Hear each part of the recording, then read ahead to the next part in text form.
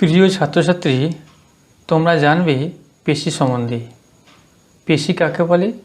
বিভিন্ন প্রোটিন নির্মিত সংকোচনশীল ক্ষমতাযুক্ত পেশিকোষ দ্বারা গঠিত যে কলা প্রাণীদের চলাচলে, দেহের বিভিন্ন ভঙ্গি নিয়ন্ত্রণে এবং বিভিন্ন অঙ্গ প্রত্যঙ্গ সঞ্চালনে সাহায্য করে, তাকে পেশি বা মাসল বলে।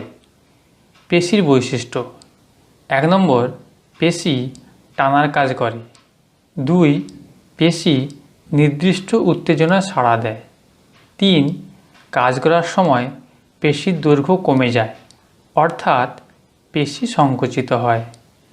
4, কোনো পেশিকে বারবার উদ্দীপিত করলে তার সংকুচিত হওয়ার ক্ষমতা ক্রমশ কমতে থাকে। পেশির প্রকারভেদ: অবস্থান অনুযায়ী পেশি। 1 নম্বর, অস্থি বা কঙ্কাল পেশি। উদাহরণ: হাতের পেশি ও পায়ের পেশি। 2 নম্বর, আন্তর্জন্ত্রীয় পেশি।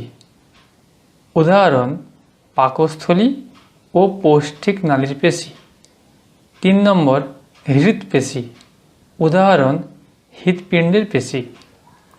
কাজ অনুযায়ী পেশি: 1 নম্বর, ঐচ্ছিক পেশি।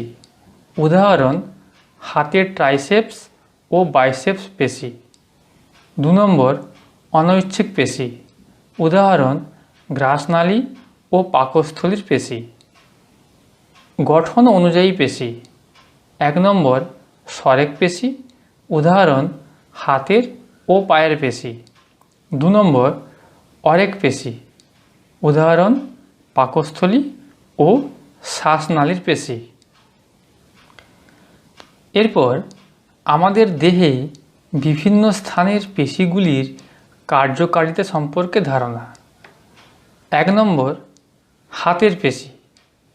এই পেশি সবসময় কাজ করে কি না? না, সবসময় কাজ করে না। কখন কাজ করে? হাত দিয়ে কোনো কিছু কাজ করার সময় এই পেশি কাজ করে। তোমার ইচ্ছে মতো কাজ করানো যায় কি না?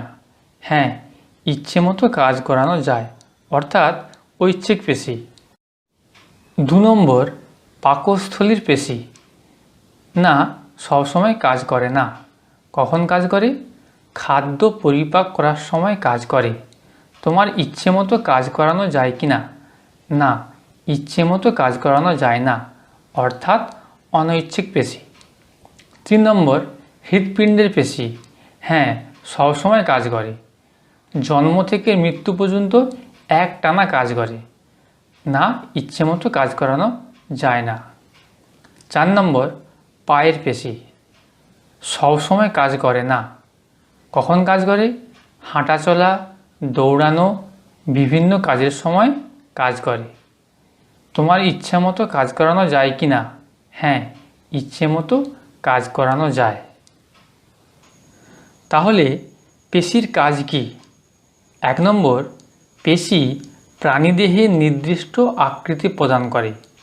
2 নম্বর, পেশি বিভিন্ন আন্তর্যন্ত্রকে বাহ্যিক আঘাতের হাত থেকে রক্ষা করে। 3 নম্বর, অস্থিপেশির সাহায্যে প্রাণীদেহের বিভিন্ন কাজ, যেমন চলন, গমন প্রভৃতি সম্পন্ন হয়। 4 নম্বর, অভ্যন্তরীণ কাজ সম্পাদন করা, যেমন খাদ্য গ্রহণ ও পরিপাক, শ্বাসকার্য, সংবহন প্রভৃতি কাজ সম্পন্ন করে। 5 নম্বর, পেশির সাহায্যে প্রাণীরা উত্তেজনায় সাড়া দেয় এবং প্রতিবর্ত ক্রিয়া ঘটায়। এরপর পেশির সমস্যা। 1 নম্বর, পেশিতে দ্রুত খিঁচুনি দেখা যায়। পেশির সংকোচন প্রসারণ ক্ষমতা কমে যায়। 2 নম্বর, কোমর ও পায়ের পেশিগুলি খুব দুর্বল হয়। কোমরের নিচে জন্মের পর থেকেই সাড়া থাকে না এবং পাগুলো সরু সরু হয়। 3 নম্বর, চোখের পাতা নাড়াতে খুব কষ্ট হয়। হাত ও পায়ের পেশি খুব দুর্বল হয়। বিভিন্ন অঙ্গে ব্যথা হয়। চলাফেরা করতে খুব কষ্ট হয়। এরপর শরীরের বৃদ্ধি ও বিকাশ। দেহভর সূচক বা বডি মাস ইন্ডেক্স অর্থাৎ বিএমআই বলতে কী বোঝো?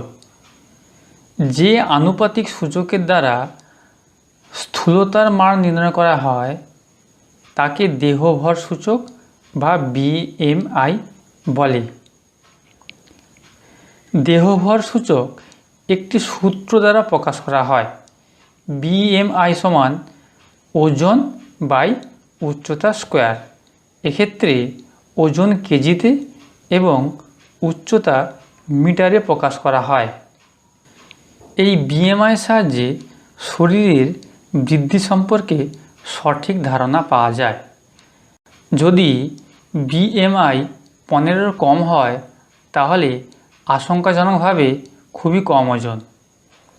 যদি বিএমআই 16 থেকে 18.5-এর মধ্যে হয় তাহলে কম ওজন। বিএমআই 18.5 থেকে 25-এর মধ্যে হলে স্বাভাবিক ওজন। বিএমআই 25 থেকে 30 হলে বেশি ওজন। বিএমআই 30 থেকে 40 বা তার বেশি হলে তাহলে মোটা হয়ে যাওয়া বা স্থূলত্বের লক্ষণ। কি কারণে দেহের অস্বাভাবিক বিকাশ ঘটে? যথেষ্ট পরিমাণ খাদ্যের অভাব, অতিরিক্ত খাদ্য গ্রহণ, কোনো রোগের সংক্রমণ অথবা বংশগত কারণ থাকলে দেহের অস্বাভাবিক বিকাশ ঘটে। তাহলে ছাত্রছাত্রীরা তোমরা পেশি এবং শরীরের বৃদ্ধি সম্বন্ধে জানলে।